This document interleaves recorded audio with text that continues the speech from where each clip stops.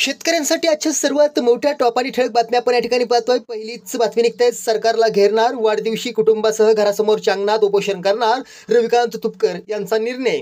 पुढली मोठी बातमी निघते. बियाणे खते विक्रीवर लक्ष ठेवण्यासाठी भरारी पथके, कारवाईचा अहवाल पालकमंत्र्यांना सादर, शेतकऱ्यांना दिलासा.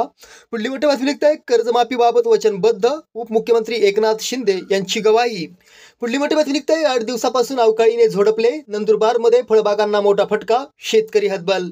पुढली मोठी बातमी निघते. सावधान, वादळ वारा पाऊस कोसळणार, राज्याच्या विविध भागांना हवामान विभागाचा इशारा. पुढली मोठी बातमी निघते. रस्ते आणि प्रकल्पांच्या नावाखाली शेतकऱ्यांच्या जमिनीवर डाकाव, किसान सभा आक्रमक, राज्यभर आंदोलनाचा इशारा.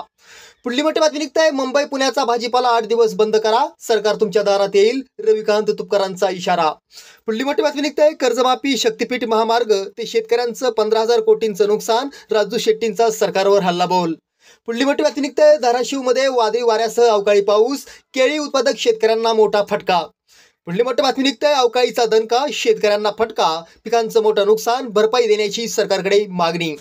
पुढली मोठी बातमी निघते. शेतकऱ्यांना दिलासा, 3,720 कोटी रुपयांचा पीक विमा शेतकऱ्यांच्या अकाउंटमध्ये जमा, शेतकऱ्यांना दिलासा. शेतकऱ्यांसाठी या होत्या सर्वात मोठ्या टॉप आणि ठळक बातम्या. धन्यवाद.